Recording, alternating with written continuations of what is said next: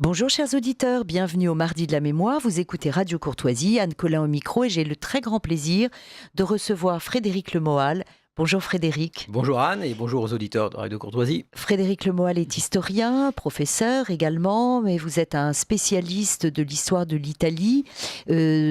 Surtout l'histoire de l'Italie fasciste. Vous vous êtes intéressé dans plusieurs de vos ouvrages, soit directement au fascisme, soit à des sujets connexes que peuvent être l'entourage de Mussolini, les rois d'Italie, le Vatican face au totalitarisme, des livres qui ont été salués par la critique des historiens. Et aujourd'hui, nous allons consacrer 2 heures de préenregistrement en 2 parties que les auditeurs écouteront en 2 fois, puisque vous êtes le préfacier d'un ouvrage italien dont vous allez nous parler d'ailleurs de cet auteur, qui est Emilio Gentile, un ouvrage qui a été traduit par un Italien et dont vous avez fait la préface avant qu'il ne devint le Duce.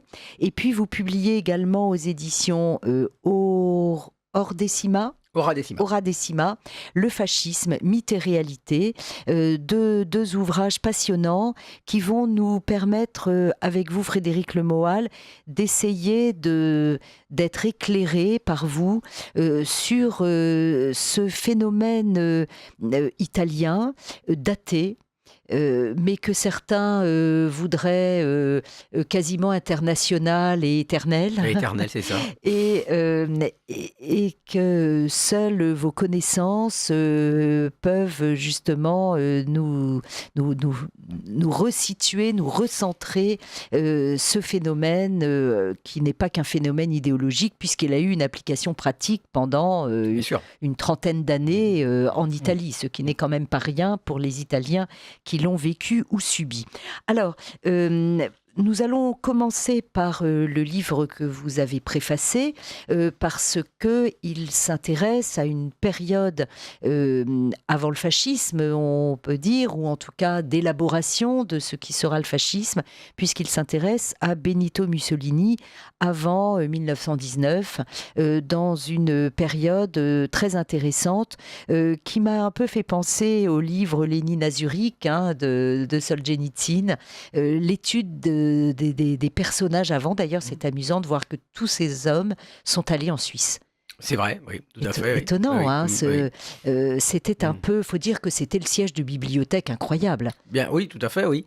Et c'est un lieu d'exil, bien sûr, pour tous ceux qui menaient des combats subversifs contre leur État. Et ça a été le cas de Mussolini, puisque en refusant le service militaire, au nom de son antimilitarisme, extrêmement fort à cette époque, en 1902, eh bien, il quitte l'Italie et il va en Suisse, là où il connaît une vie un peu plus ou moins de bohème, mais il en profite pour vraiment lire. Il est à Genève, à Lausanne, il fréquente les bibliothèques, il fréquente les communautés d'exilés. Il fréquente les cercles marxistes, et c'est là où se structure véritablement son adhésion au marxisme. Alors on aura l'occasion d'en reparler, bien sûr, c'est marxiste un peu hérétique, mais en tout cas, voilà, il se structure pendant son exil en Suisse, qui dure 2 ans, puisqu'il revient en 1904, au moment où il y a une amnistie en Italie à l'occasion de la naissance du prince héritier Humbert.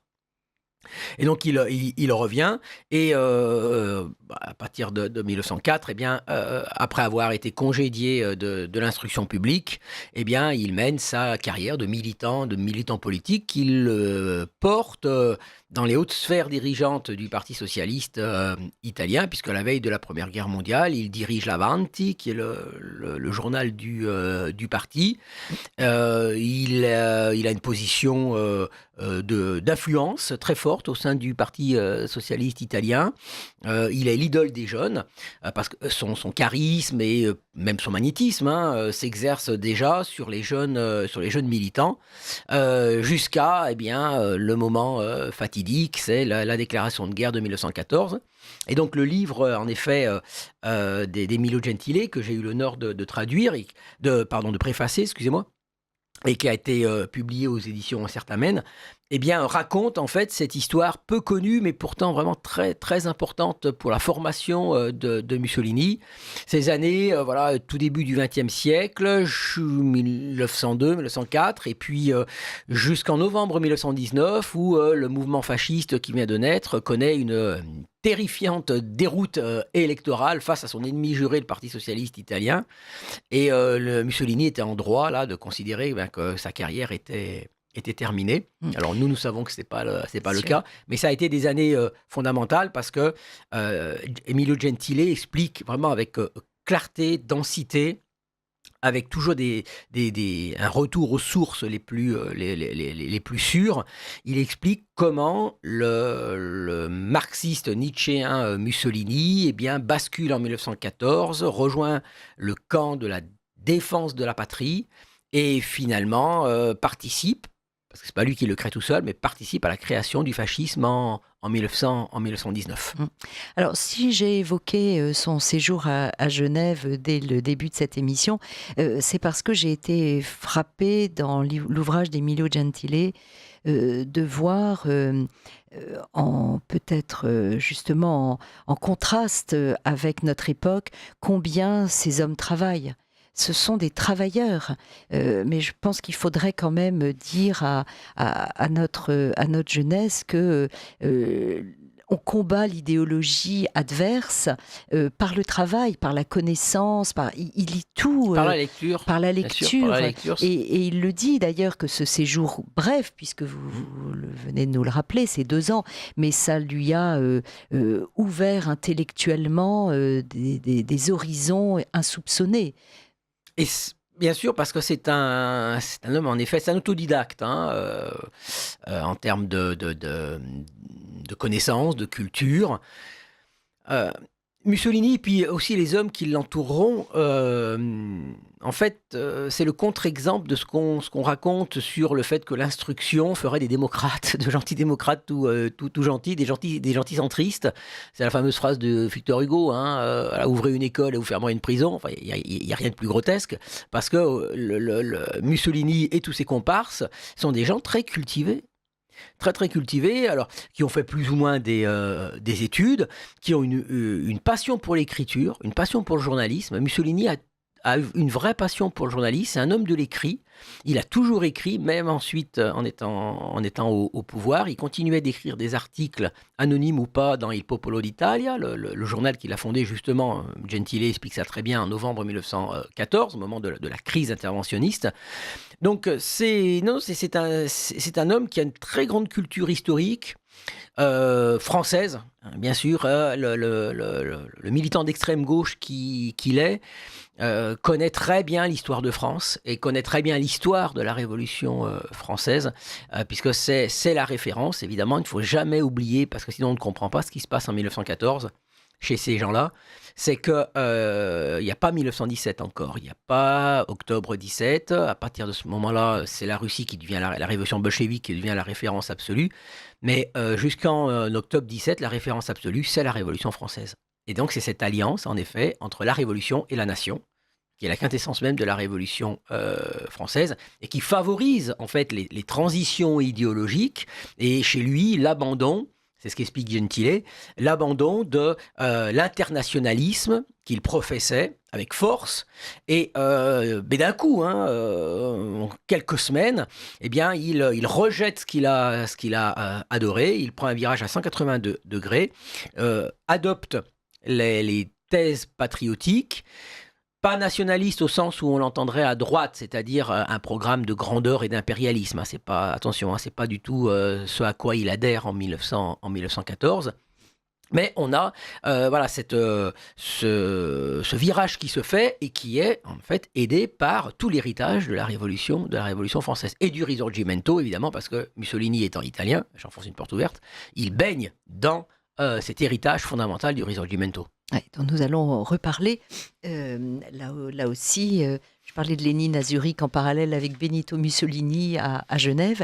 Mais rappelons-nous Lénine dans les archives municipales de Pornic, travaillant les guerres de Vendée. Et bien sûr, et étudiant comment on extermine une contre-révolution paysanne et armée, ce qu'il va appliquer dans son, dans son pays.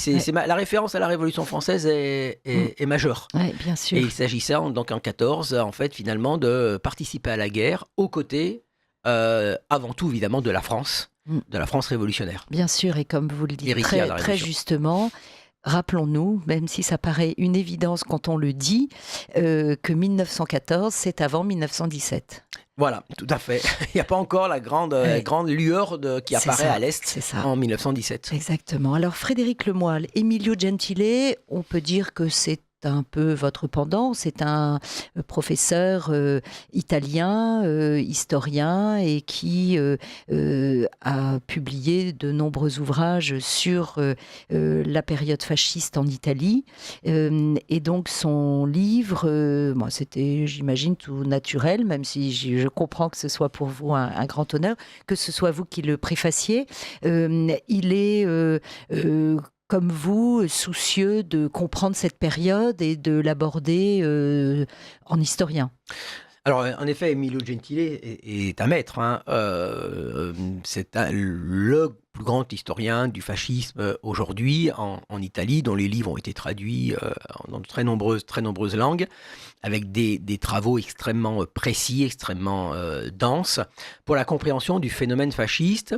Et alors, c'est un élève de Renzo De Felice, qui lui-même a complètement renouvelé l'approche du fascisme, qui, jusqu'aux travaux de Renzo De Felice dans les années 60-70, était très marqué, l'historiographie était très marquée par l'héritage marxiste. C'est-à-dire le fascisme, c'est l'extrême droite conservatrice et réactionnaire, point barre. Donc leurs travaux ont permis évidemment de nous donner une vision, une image beaucoup plus exacte de ce qu'est le fascisme, c'est-à-dire un mouvement avant tout révolutionnaire, totalitaire, parce que révolutionnaire. Et c'est ça l'apport majeur de ces deux historiens, et en particulier de Gentile. Gentile a également mis en lumière, et son livre a été traduit en français, sur le fascisme comme religion politique. C'est-à-dire que, bien sûr, le fascisme est hostile à la religion catholique et à la religion traditionnelle du catholicisme, mais il veut se substituer au catholicisme, c'est-à-dire qu'il prend...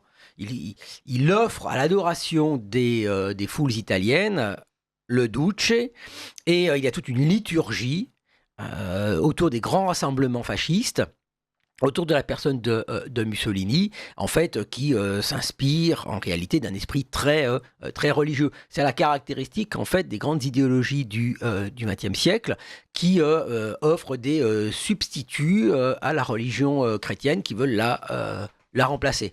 Et c'est notamment en cela que Gentile a beaucoup apporté. Il a écrit également des livres, donc un livre sur Octobre Noir, c'est-à-dire octobre 1922. Évidemment, vous comprenez la comparaison évidemment avec Octobre 17 et Octobre 1922. Donc un très très beau livre sur la marche sur Rome. Notre livre sur le 25 juillet, sur la chute de Mussolini, qui là aussi est un phénomène absolument passionnant à étudier. Donc, je fais une petite parenthèse, Frédéric Lemoyle, parce qu'en vous entendant prononcer ces dates, souvent sans l'année, c'est très frappant en Italie. Enfin, ça m'a frappé là. J'étais à Bologne à la fin du mois de septembre. Les Italiens ont beaucoup de places ou d'avenues, de boulevards, un peu comme nous, notre rue du 4 septembre, oui. Où il n'y a pas les dates. Et en fait, quand vous n'êtes pas italien, maintenant on a l'ami Google qui nous renseigne vite, mais on se dit, alors juillet, c'est juillet. Alors oui, bien sûr, j'ai le mal à la fourcher, c'est le 25 juillet, évidemment, 1943, qui est la décennie destitution de Il y a aussi une Mussolini. date en août, il y a des places de je sais pas trop quoi en août en Italie qui je sais pas quelle enfin en tout cas je me suis plusieurs fois fait la remarque en me disant si on ne sait pas à quel événement ça fait allusion on a Oui. du mal à les dater mais pour eux évidemment ce Bien sûr, sont ce sont des dates majeures des de évidences. l'histoire italienne. Alors en tout cas, le travail d'Emilio Gentile avant qu'il ne devint le Duce aux éditions Certamen, c'est un travail colossal. Je pense que c'est un livre qui se lit un peu avec un stylo tout de même, hein, parce qu'il fourmille de renseignements. C'est vraiment, il décortique presque jour par jour l'évolution complexe de la pensée et de la construction de celui qui deviendra après 19 l'homme plus connu, on va dire, par nos auditeurs. Mais c'est assez... Enfin, j'ai trouvé que ce qui était vraiment extraordinaire dans l'écriture de ce livre, c'est qu'il arrive à écrire ce livre comme s'il ne connaissait pas la suite. Alors ça, c'est un point important, effectivement. Hein. Il ne lit pas l'histoire par la fin. C'est ça. Et ça, c'est une des qualités du livre, effectivement. Il ne fait jamais référence, ou très rarement, à la suite, à ce qui se passera. Il étudie presque d'une manière chirurgicale, je dirais, ce qu'était le Benito Mussolini des années du PSI, des années de l'interventionnisme en 14-15, celui de la crise de 1917 en Italie, de 1918, la victoire, et bien sûr de 1919 avec la création du mouvement fasciste, hein, parce que c'est pas un parti, au contraire il se voulait anti-parti, avec les faisceaux italiens de combat, et en s'appuyant, on parlait de Mussolini, homme de l'écrit, en s'appuyant sur les articles absolument innombrables qu'il a écrits, aussi bien dans l'Avanti qu'ensuite dans Il Popolo d'Italia, dans les revues, hein, notamment la revue Utopia qu'il avait fondée. Et donc ça nous permet de rentrer vraiment dans le cerveau de Mussolini, parce qu'il y exprime vraiment sa pensée. Alors évidemment, et c'est tout l'intérêt du livre, c'est d'expliquer comment il peut dire exactement en 14, en 15, le contraire de ce qu'il a dit. Dans les années 1910, on a un Mussolini extrêmement anticolonialiste. Alors, on se pince, évidemment, quand on sait qu'après l'Éthiopie, etc., l'Empire romain, la répression en Libye, voilà, l'Empire de l'Afrique italienne, hein, oui, c'est voilà, ça le terme. Bien sûr, oui, bien sûr. Donc, évidemment, on se pince sur l'antipatriotisme, l'antimilitarisme. Voilà. On a du mal à imaginer un Mussolini antimilitariste, très hostile aux guerres, au phénomène guerrier. Il dit les guerres sont les désastres des nations. Donc, il condamne les guerres, il condamne les nations. Mais on a l'impression de lire Benoît XV. Quand même, pardon ? On a l'impression de lire Benoît XV. Presque. Alors, c'est pas les mêmes références, mais puisque lui, c'est au nom de l'internationalisme prolétarien. Mais on a effectivement ces affirmations, mais quand même, il y a quand même le bain national, patriotique italien, les références au Risorgimento.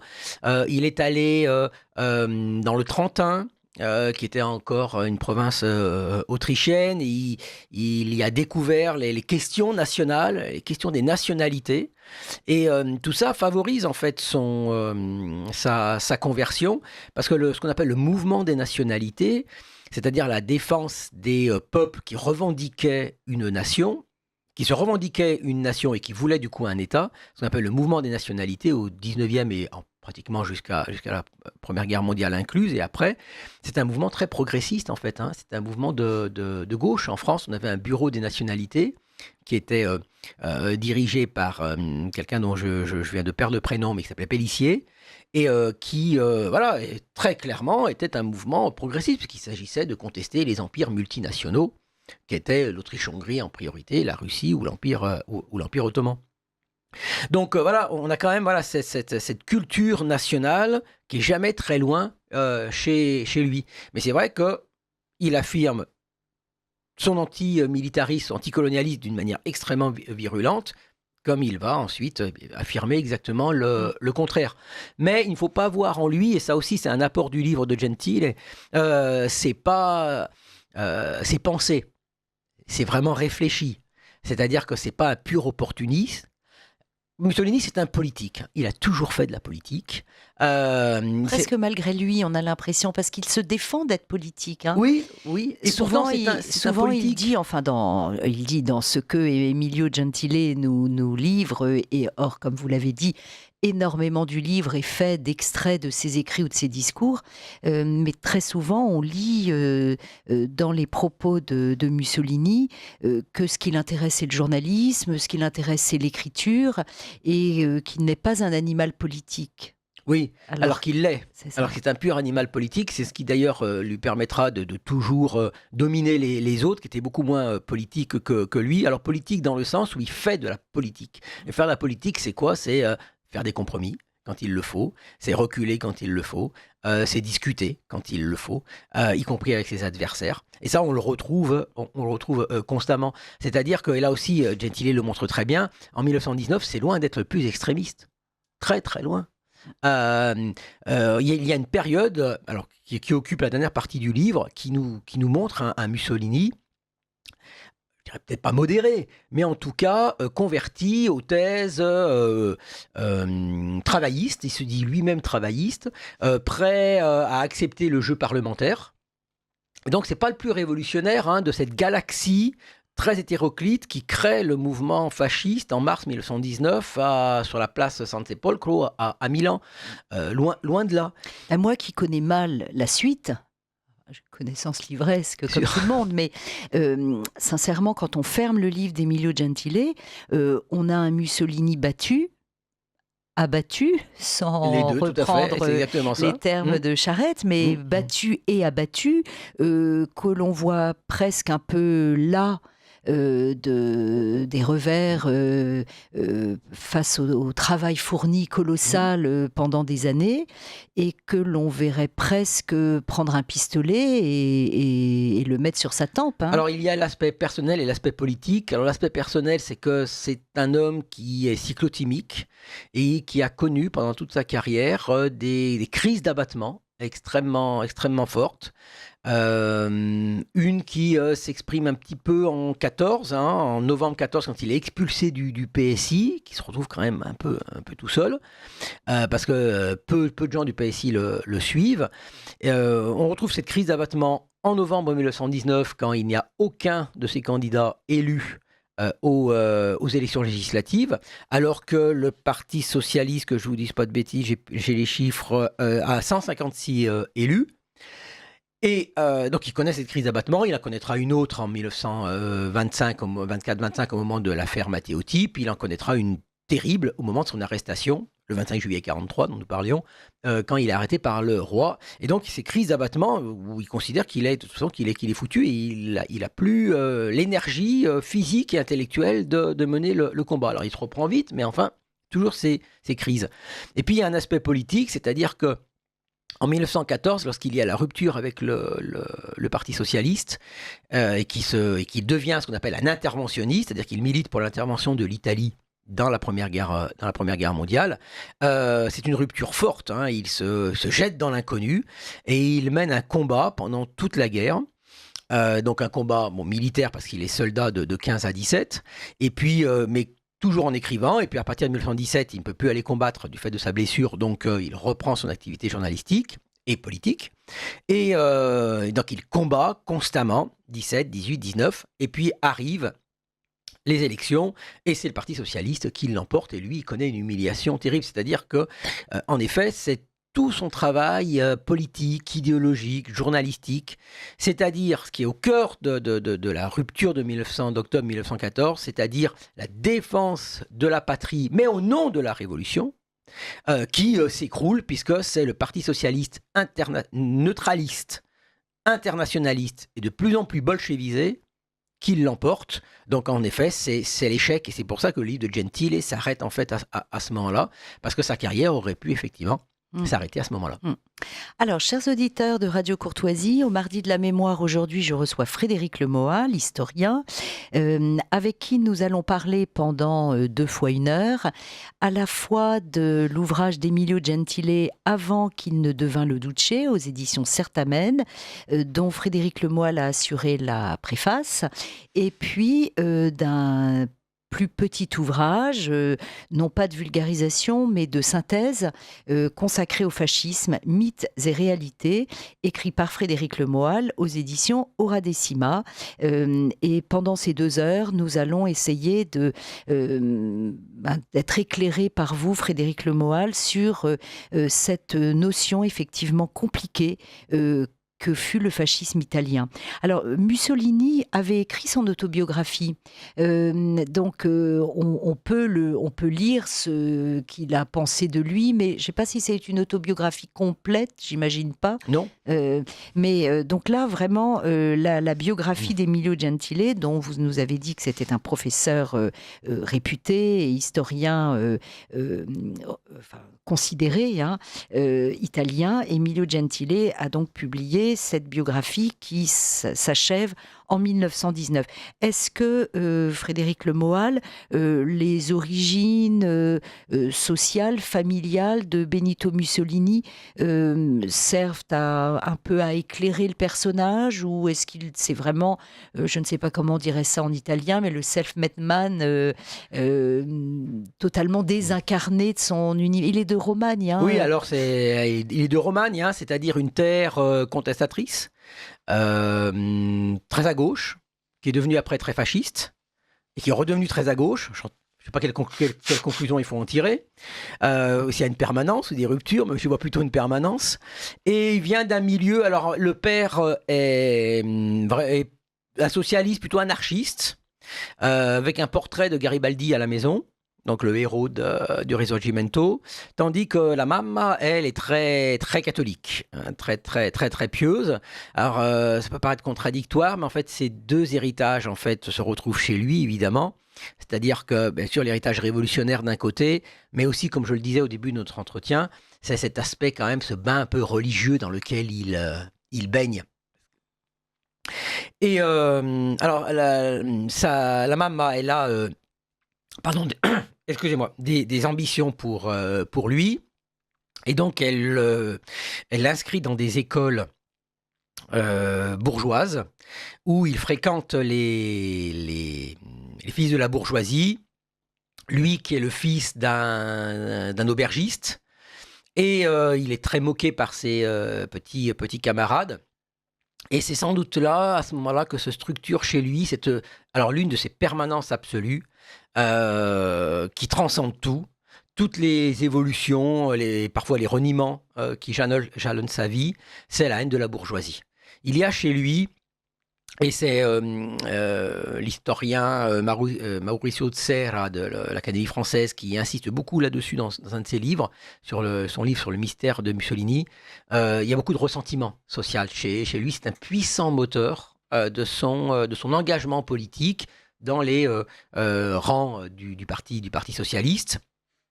Et puis, même à l'époque, bien sûr, du fascisme, puisqu'il s'agit de combattre l'esprit bourgeois, l'esprit toujours intéressé par l'argent, l'esprit un peu pleutre qu'il croit voir dans la bourgeoisie et qu'il n'a cessé de dénoncer pendant toute sa carrière. La révolution fasciste est une révolution anti-bourgeoise, du début à la fin, de 1922 à 1945.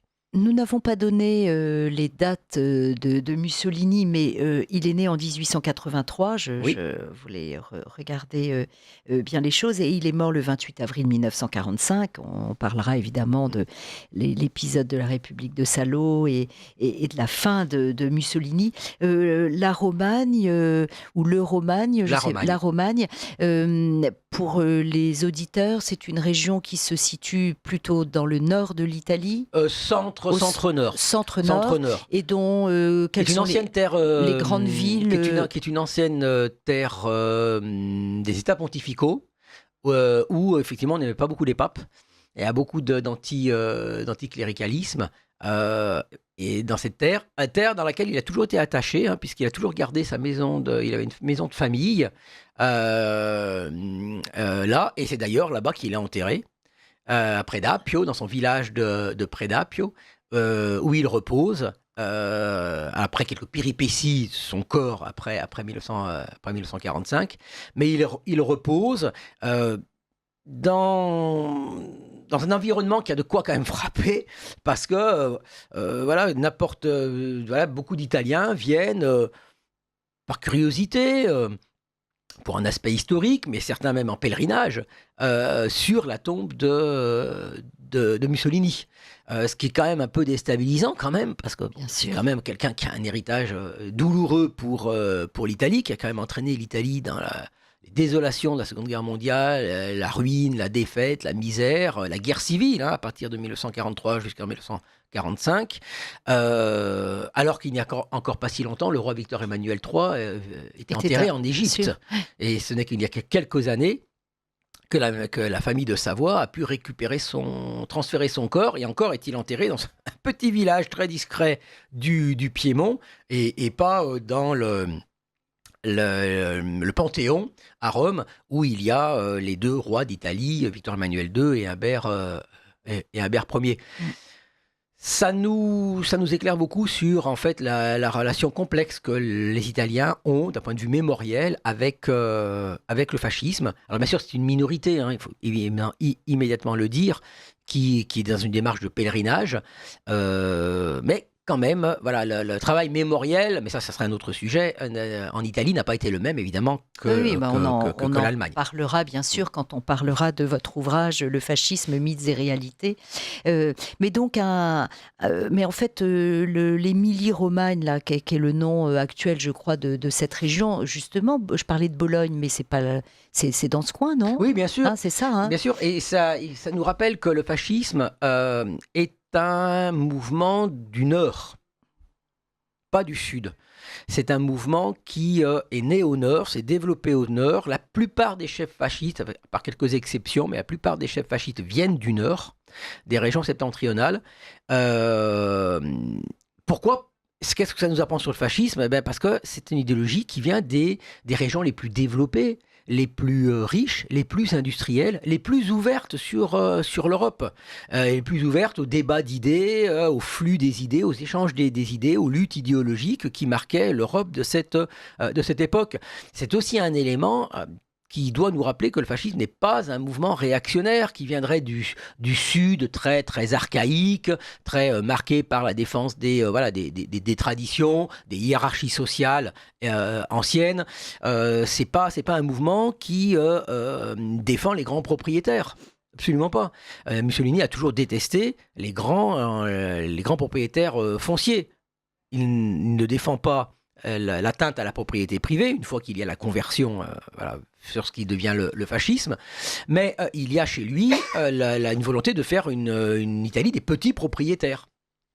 Donc la défense des grandes propriétés en 1919-1920, qui étaient ravagées par les grèves, ne doit pas nous faire imaginer qu'il défendait un monde ancien et ses hiérarchies sociales très, très anciennes.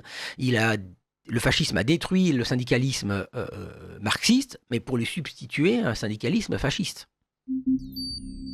Vous appréciez cette émission? Alors aidez Radio Courtoisie à en produire d'autres. Rendez-vous sur soutenir.radiocourtoisie.fr. Merci d'avance. Chers auditeurs de Radio Courtoisie, vous écoutez les Mardis de la Mémoire. J'ai le très grand plaisir, comme toujours, de recevoir Frédéric Le Moal.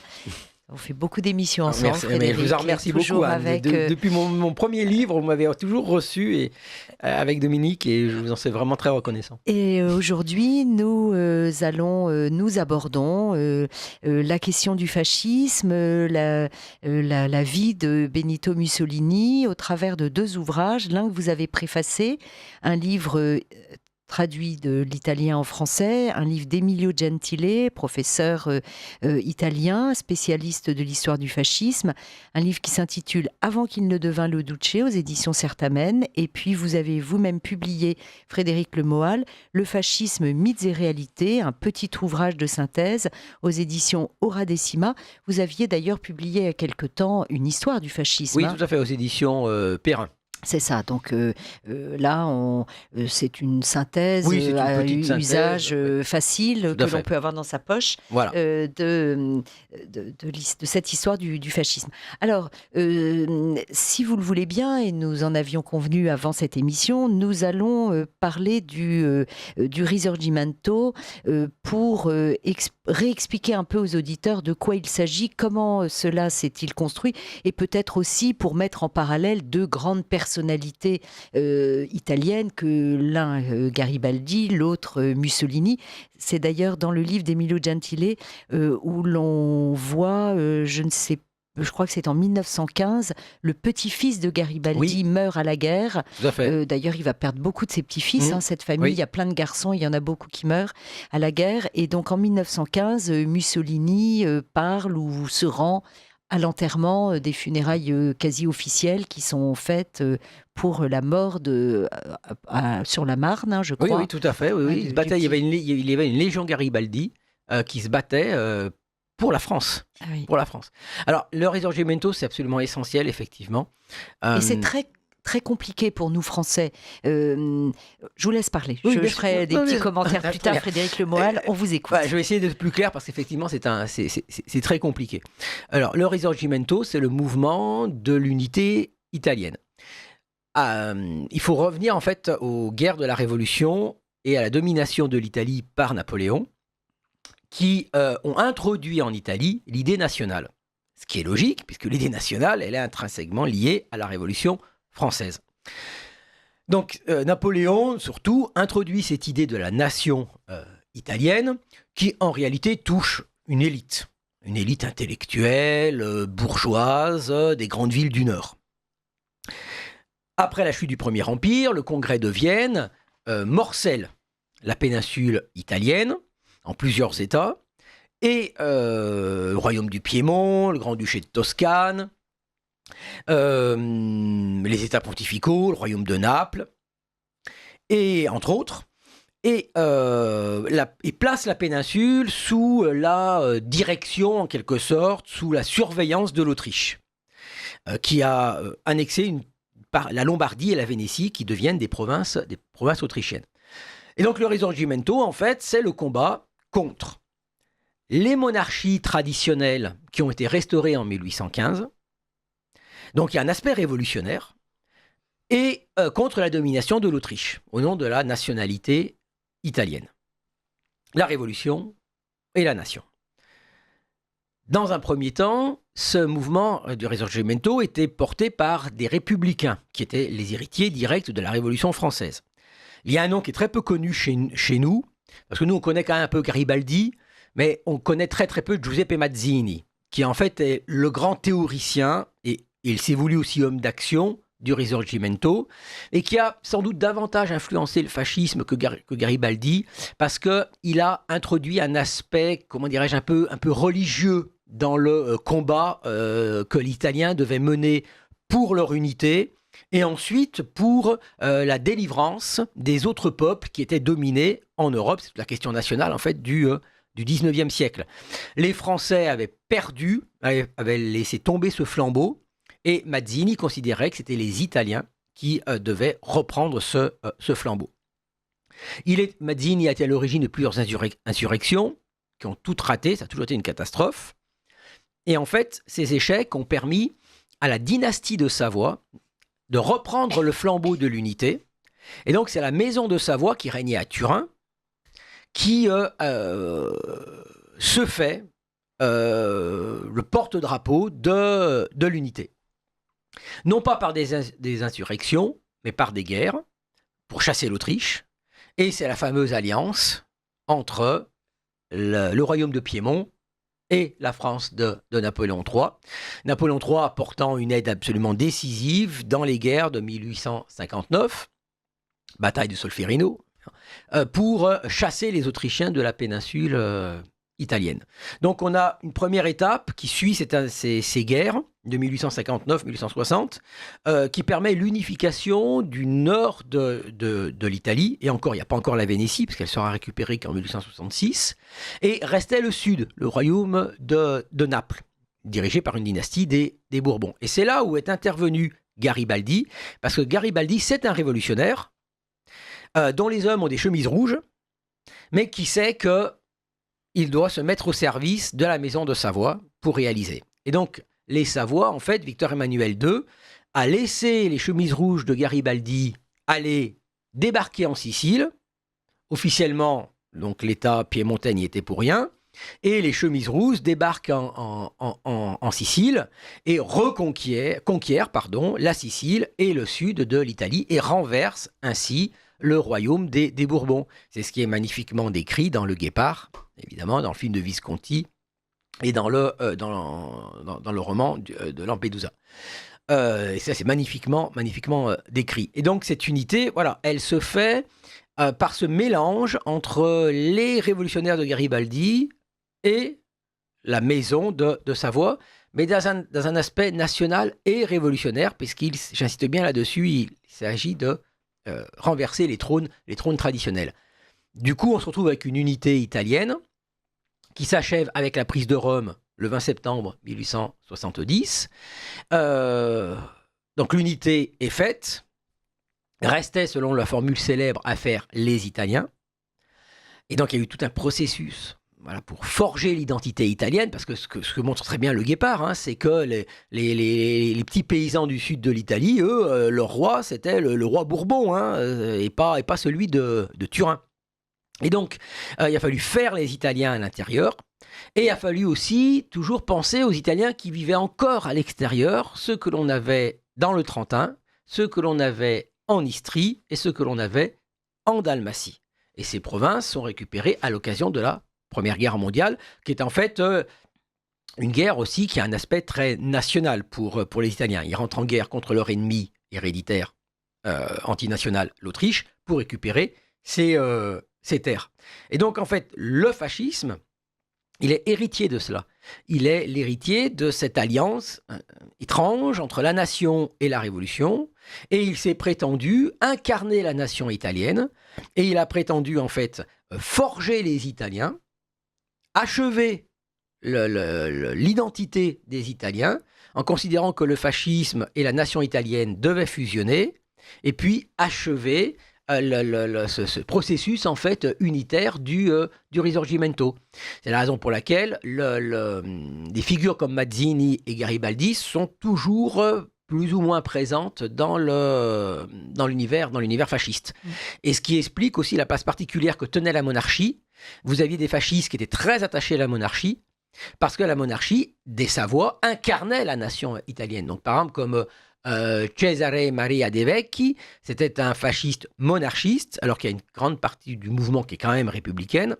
Mais lui, il restait attaché à cette figure des Savoie, même au petit roi Victor Emmanuel III, parce que la monarchie avait fait l'Italie. Donc c'est ça en fait qui rend très, très complexe les choses, et qui fait que en fait le fascisme est né en Italie, contrairement à la thèse du grand historien israélien Zev Sternel qui affirmait que le fascisme était né en France en fait à la fin du 19e siècle. Non, il est né en Italie, c'est un phénomène italien qui a plus ou moins essayé de s'exporter, mais ça c'est une autre histoire, mais qui est lié intrinsèquement à l'histoire italienne, et qui donc meurt en 1945, écrasé par les Alliés.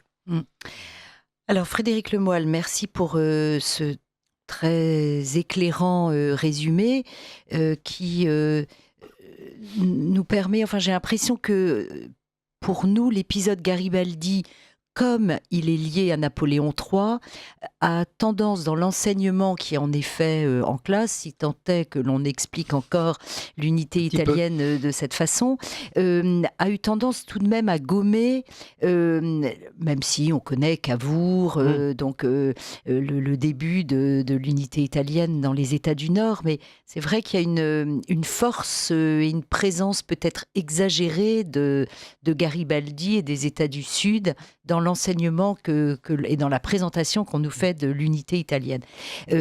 Ceci dit, ce qui est frappant, et évidemment, on connaît la suite, mais qu'aurions-nous fait sans l'unité italienne ? qu'aurions-nous fait notamment pendant la Seconde Guerre mondiale, si on n'avait pas eu Rome, si on n'avait pas reconstitué nos flottes depuis l'Afrique du Nord sur l'Italie. Enfin, l'unité italienne, je ne sais pas si on voit toujours le problème de l'Allemagne, de la revanche de l'Allemagne, mais qu'est-ce qu'on aurait fait si on n'avait pas eu une Italie unifiée? D'un point de vue des intérêts de la France, je ne sais pas si je vais répondre à votre question, mais d'un point de vue des intérêts de la France, la formation de l'unité italienne, Napoléon III, en fait, n'imaginait pas une unité complète, parce qu'il y avait le pape, évidemment, en plein milieu, donc il imaginait plutôt 3 États, et puis il s'est fait plus ou moins avoir par ce remarquable manœuvrier qui était Cavour, et on se retrouve avec une Italie unie, mais d'un point de vue des intérêts de la France, et j'aime autant la France pour l'Italie et que l'Italie, mais c'est pas conforme aux intérêts de la France. C'est un des problèmes de la politique de Napoléon III, c'est-à-dire d'avoir engendré l'Allemagne, et ça nous a quand même posé quelques problèmes, mais aussi l'Italie, puisqu'on s'est fait un concurrent en fait dans la Méditerranée. Et en fait rapidement, dès les années 1880, eh bien, en fait, l'Italie passe du côté de la Triplice parce qu'on est concurrent sur la conquête coloniale de la Tunisie. Et l'Italie est membre de la Triplice de 1882 à 1915. Elle n'en est jamais sortie, malgré le petit tour de valse de 1902. Elle a lié ses intérêts aux ennemis de la France. Donc, c'est pour ça que dans les milieux conservateurs, on ne suivait pas la politique des nationalités, ce que je disais tout à l'heure. La politique des nationalités, et qu'a repris Napoléon, mais c'est logique, c'est l'héritage bonapartiste de la Révolution, c'est une cause progressiste. Et dans les milieux conservateurs, je pense à Adolphe Thiers par exemple, lui, il n'était pas favorable à la formation de l'unité italienne, justement parce que c'était contraire aux intérêts de la France. Et qu'il y a un État qui aurait pu nous poser des problèmes, notamment pour l'acheminement de nos troupes depuis l'Afrique du Nord. C'est ça qu'on pense en 1914-1915. Hein. C'est un des enjeux du retournement de l'Italie en notre faveur. C'est que l'Italie, avec sa flotte, ne bloqua pas l'acheminement de nos troupes depuis l'Empire colonial. Bon, l'avantage, c'est que l'Italie a toujours retourné sa veste pendant les guerres. Donc, c'est le pays de la diplomatie. C'est ça. On dit qu'il vaut mieux avoir l'Italie comme ennemi que comme allié. Alors c'est les mots qu'on prête, notamment à certains dirigeants allemands, qui considéraient que avoir l'Italie de son côté n'était pas forcément une bonne chose, ce qui est d'ailleurs très méprisant pour l'Italie. Mais bon, de la part des dirigeants allemands. Ouais.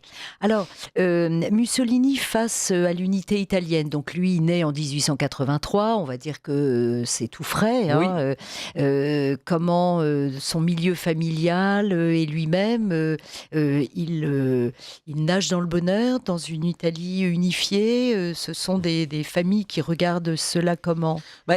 Par son père, il a un héritage garibaldien. Ça c'est certain. Dans une terre qui était très anticléricale, donc très hostile au pouvoir des papes, et le Risorgimento, il y a une composante anticléricale qui est extrêmement puissante, parce que c'est le fameux cri de Garibaldi, Rome ou la mort. C'est-à-dire que la maison Napoléon III ne voulait surtout pas que l'Italie se fît par l'annexion de Rome, parce que les États pontificaux, il y avait l'indépendance du pape et de Pie IX. Et puis, la maison de Savoie était très prudente, évidemment, et a tout fait pour arrêter Garibaldi quand il veut s'emparer de Rome. Et il faut attendre la guerre de 1870 contre la Prusse pour voir les troupes françaises être retirées de Rome. Et là, l'Italie en profite, et pour rentrer dans une fameuse brèche qui est faite à Porta Pia, dans les remparts de Rome, et s'empare de Rome, parce que Rome ne pouvait être que la capitale de l'Italie. Elle avait été installée à Florence, mais c'était évidemment du provisoire. Florence ne pouvait pas être la capitale de l'Italie. Donc à partir de 1870, ça devient la capitale de l'Italie. Mais ça inaugure un conflit qui n'a été réglé que par Mussolini, par les fameux traités du Latran du 11 février 1929, ce conflit qui a opposé la Maison de Savoie, l'Italie unie, à la papauté, les papes Pie IX, Léon XIII, Pie X, se considérant comme prisonniers à l'intérieur du Vatican. Et ça a été, de la part de Mussolini, en 1929, un tour de force que de régler ce problème en donnant un État au pape, ce qui lui a donné à l'époque une popularité considérable. En plus, il y avait un concordat qui avait été signé, en même temps que dans les accords de Latran, il y a un concordat, ce qui fait que Mussolini se comparait, mais il l'a souvent fait à Bonaparte, rétablissant le culte catholique, comme Bonaparte l'avait fait avec le concordat de 1801. Mais il y a quand même cette composante anticléricale qui est quand même très très forte dans le Risorgimento, et source à laquelle aussi le fascisme, évidemment, s'est alimenté, puisque le fascisme est extrêmement anticlérical. Alors, après le Risorgimento, il y a un point que j'aimerais qu'on aborde ensemble, Frédéric Le Moal. On remonte un tout petit peu dans le temps. C'est l'apport et de la Révolution française et de la Commune dans la pensée politique et idéologique de Mussolini. Là aussi, il a des paroles très étonnantes. Il va dire plusieurs fois « Nous ne referons jamais 1793 ». On le sent effrayé par les exactions révolutionnaires. Des bolcheviks. Et des bolcheviks également. Mais il est quand même pétri de la Révolution française et de la Commune. Alors la référence à la Commune est essentielle, puisque le poids du marxisme a imposé l'idée que les mouvements socialistes sont internationalistes, que la Révolution, elle est internationaliste. Mais Mussolini, effectivement, et Gentile l'explique, fait référence à la Commune, et ça aussi, c'est très révélateur, puisque la Commune, qu'est-ce que c'est ? C'est une révolution contre la bourgeoisie, mais aussi contre l'Allemagne. C'est à la fois une révolution sociale et une révolution patriotique. Ce qui l'a déclenché, c'est quand le gouvernement versaillais a voulu récupérer les canons qui se trouvaient sur Montmartre. Donc, on a cet aspect à la fois national et social. Le fascisme était un socialisme nationaliste. Et en fait, ma thèse, c'est que le fascisme, en fait, il naît de la réconciliation du socialisme avec le nationalisme. Et si on oublie ça, à mon sens, on ne comprend rien à ce qu'a été le fascisme, et c'est ça qui l'empêche d'être un mouvement conservateur ou réactionnaire. Alors bien sûr, il faudrait définir, mais peut-être qu'on le fera dans notre prochaine émission, mais il faudrait définir ce qu'est le socialisme, évidemment. Quand je dis un socialisme nationaliste, évidemment, il faudrait le définir en détail. Et on voit bien dans le livre, pardon de vous interrompre, Frédéric Le Moal, mais dans le livre d'Emilio Gentile, on voit bien la cas de conscience qui est presque d'ailleurs du domaine du tragique, entre deux choses, ce choix cornélien que doit faire Mussolini. Est-ce qu'effectivement on ne se fourvoie pas dans ce mythe de l'internationalisme qui gomme les phénomènes et les accidents nationaux? Or, c'est ce qui va se produire au moment de la Première Guerre mondiale. Qu'est-ce qu'on fait? Si on est international, c'est vrai qu'à la limite, on s'en fiche d'être français, de devenir allemand. C'était la position du Parti socialiste italien. Et en fait, le point nodal, c'est au centre du livre de Gentile, c'est que Mussolini a compris, en 1914, que l'entrée en guerre marquait l'échec de l'internationalisme. Parce que les peuples, les ouvriers, le prolétariat, a pris les armes pour défendre sa nation. Et ça, il le comprend. Donc, c'est pas un choix comme ça d'un coup, pas réfléchi. Non, c'est une vraie analyse. C'est l'échec de l'internationalisme. Et donc, il comprend que les peuples sont attachés à leur nation. Et donc, pour lui, rentrer en guerre, c'est aussi l'occasion de faire la révolution. Soit il fallait faire la révolution, soit il fallait faire la guerre. Pour lui, contrairement au schéma de Lénine, Lénine dit il ne faut pas s'en mêler. Lui, il dit si, il faut s'en mêler. Rentrer en guerre avec la France et renverser tout le vieil ordre aristocratique, monarchique de l'Europe. Et ça ne peut se faire que par que par la guerre. C'est absolument central, cette idée que les peuples sont attachés à leur nation. Et du coup, il devient un antisocialiste officiel, du socialisme officiel, parce qu'il considère que le socialisme officiel trahit la nation italienne. Et puis arrive le bolchevisme qui a retiré la Russie de la guerre et donc ça aurait pu faire au moment de la défaite de Caporetto en octobre 1917. Donc c'est une catastrophe pour l'Italie, évidemment, de voir les troupes autrichiennes revenir sur le front occidental. Donc le bolchevisme a trahi la guerre et ça aurait pu être une catastrophe pour l'Italie. Et en plus, pour lui, le bolchevisme, c'est quelque chose de russe. Qui vient de la culture russe, qui n'a rien à voir avec la culture italienne et la culture latine, mais en plus pour lui, c'est un élément de destruction, de désagrégation générale, et ça, il le refuse. D'où son entrée dans le combat anti-bolchevique, qui a été le sien, évidemment, jusqu'au bout, jusqu'à sa chute. Oui, mais comme vous le dites, c'est pas un caprice, c'est pas un matin je me réveille et je pense différemment. Tout ce que dit et pense Mussolini, il y a réfléchi, il l'a travaillé et c'est vraiment ce qui est extrêmement bien montré dans le livre d'Emilio Gentile. Frédéric Lemoyle, notre première partie touche à sa fin. Je rappelle le titre de l'ouvrage dont vous avez assuré la préface, un ouvrage écrit par un universitaire italien, Emilio Gentile, avant qu'il ne devint le Duce, publié aux éditions Certamen, et votre ouvrage Le fascisme, mythes et réalités par Frédéric Lemoyle aux éditions Ora Decima. Nous vous laissons, chers auditeurs, en vous donnant rendez-vous à mardi prochain, puisque nous allons continuer cet entretien pour le plus grand bonheur de nos auditeurs. Et je leur dirais également peut-être une illustration plus facile, plus légère.